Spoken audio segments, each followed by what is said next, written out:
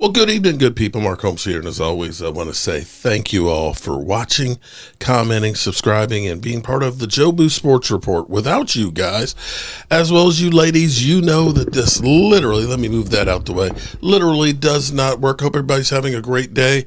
I'm back here at the Man Cave. I didn't plan on being here today, but I had some things I had to take care of, and so on. And we got Michael Anthony Fitness Reaction Gig Economy over there.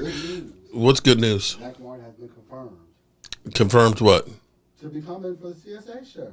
Oh, Zach Martin is coming to the CSA show in a couple of weeks. And he'll sign whatever. It doesn't have to be NFL likeness and stuff. And speaking of Hall of Famers, it's been crazy for me. I've been on the road and stuff today, and we had my father-in-law's funeral on Friday, and there's just been a lot of stuff going on, and I'm working on trying to get caught up, so I am a little bit behind, but I appreciate you guys bearing with me as much as possible. I appreciate it. This is interesting because I kind of talked about this last night where D-Law was going through, and I don't know that he was expecting to get this, the backslap that, he kind of had on the way out. And he's not the first one to kind of say that, Cole Beasley, when he got to Buffalo and said, here it's about football. Well, you're talking about Buffalo. There ain't nothing else except the great, Niagara Falls. Unless you go over to Canada, over there and hang out at the casinos, there's nothing else but football out there. And so, the Cowboys are always getting slapped by people that go through. And I'd say, if you've ever broken up with somebody, you know that they're talking about you behind your back and telling their girlfriends that he this big. Girl, he never did it for me. He was cheap. Girl, I'm so much better without. You know that's what goes on. You know it. You know that. Okay? So Michael Irvin literally went deep, and I mean deep, on D-Law. I showed last night, I talked about last night, and showed a clip where D-Law was saying, this is before Micah Parsons, that we were soft. This is after we got beat 41-33 by San Francisco with no-name quarterbacks, okay?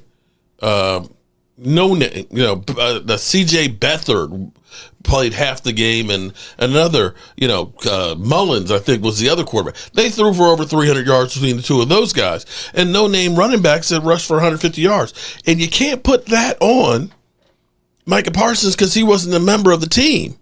And D-Law admitted because he said he was soft. Listen to what Michael Irvin had to say. Oh, my God. The playmaker went off. All right, I was sitting here even watching the show, and they were talking about DeMarcus Lawrence and what he said, of course, in Seattle, about Dallas being his home. You guys have seen it, right? Dallas is my home, but I'm here now. They'll never win a Super Bowl. And then the beef between him and Michael Parsons on social media last night, going back and forth. Because, Michael stepped up and said something back, and then called him a clown. So, and said this is envy and jealousy and all of that. And man, I just gave a great thank you to DeMarcus Lawrence yesterday, to D-Law, for the work he put in around here. And I mean that. I do still appreciate the work he put in. But there's so much in him making that comment and making that statement. Oh, I know they'll never win a Super Bowl over there. Okay, if that's how you feel, that's how you feel. But you were the one, and you're the reason that we did win the last 10 years. Yeah. You see? So that's why it's odd for me to see somebody do that. It kind of reminds me of the boxers, that I've always, even when I was a kid watching boxers, right? The guy would be boxing.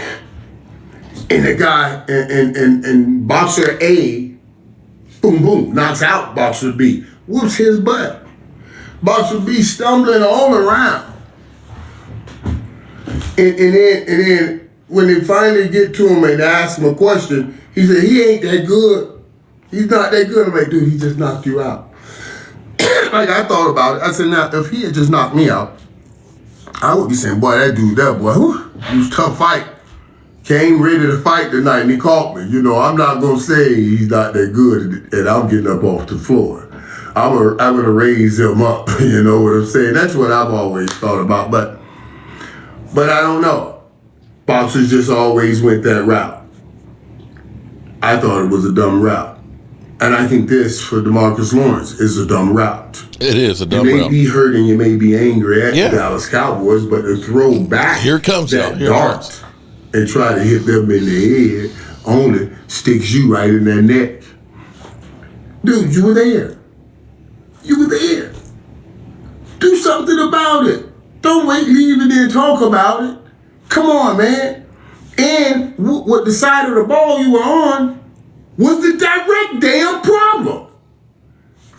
12 and 5 for 3. We had the number one offense. The number one offense. Or top 5 offense. I don't understand what logic you had thinking that you should say this. Honestly. It does. It makes sense. I mean, teams ran on you like a running a stocking. Just keep going and going and going. I just don't understand why you do that. Now, I want to say this I do have to say. Because I think this frees me. Seeing this back and forth between DeMarcus Lawrence and Michael Parsons.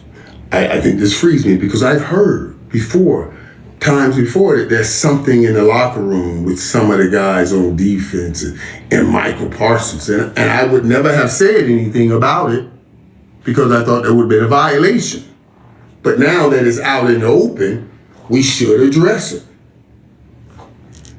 Michael said, I think you're jealous. I absolutely think there was some of that in there from some of the things I've heard. Mm-hmm. It may be true. And I understand that too.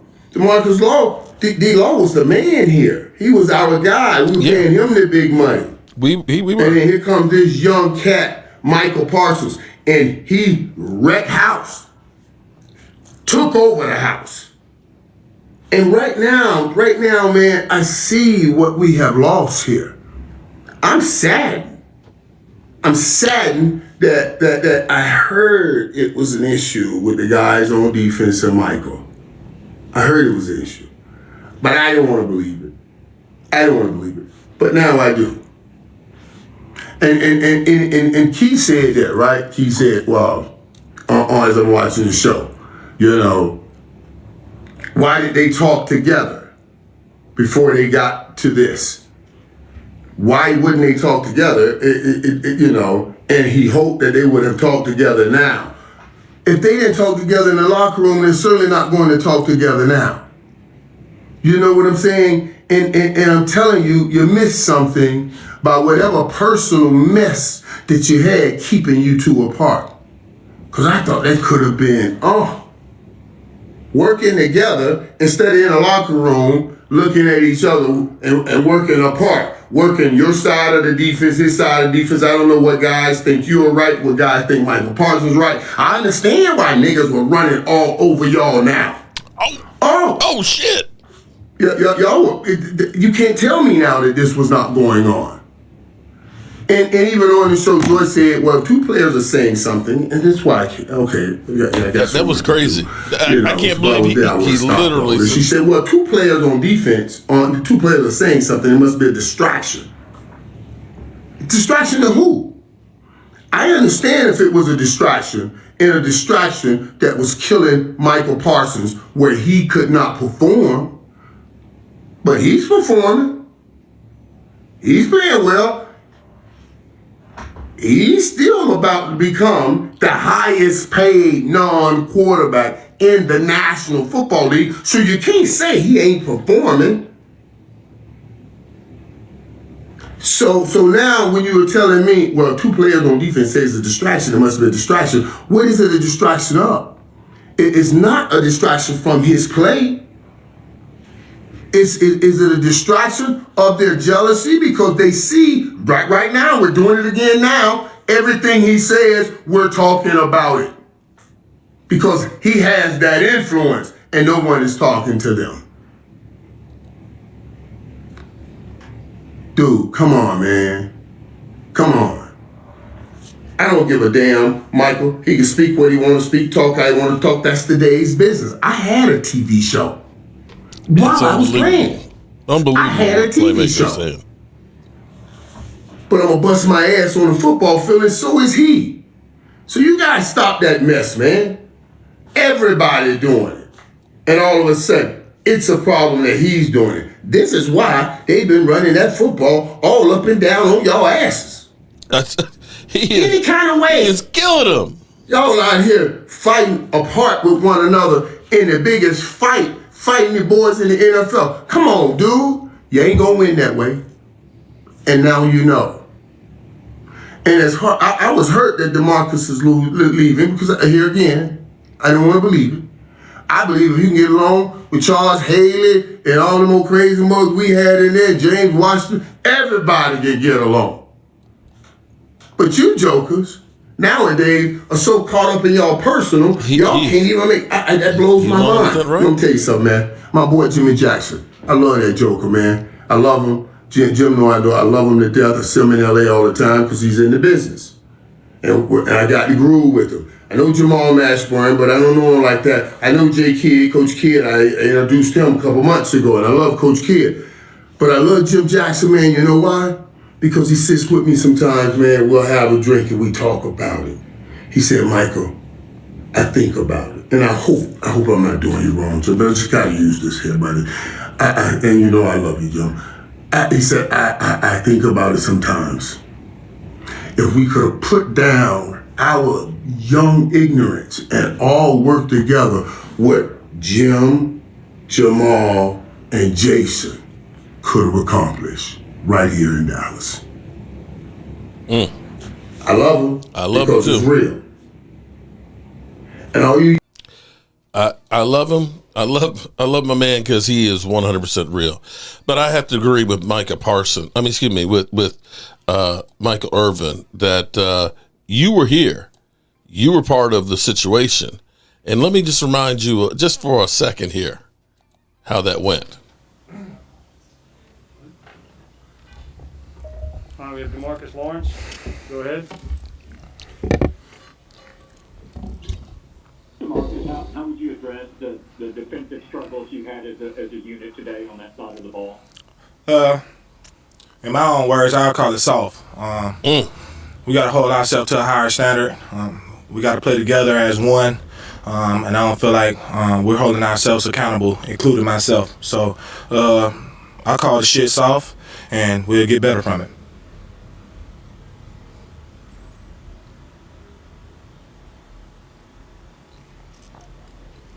Marcus, how surprised the run defense happened today? Keep in mind, there were no podcasts or anything on there. The problems were before Micah Parsons was here. So let's get that straight. All right, you good people. As always, I appreciate you. Peace out.